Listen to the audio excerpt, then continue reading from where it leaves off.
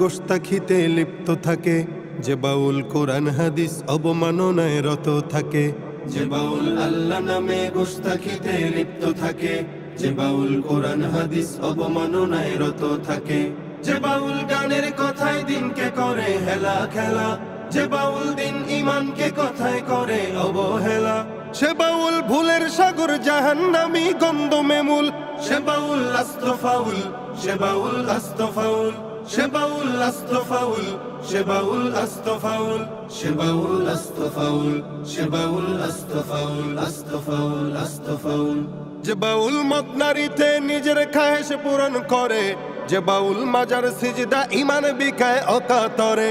যে বাউল মদ নারীতে নিজের খায়েশ পূরণ করে, যে বাউল মাজার সিজদা ইমান বিকায় অকাতরে।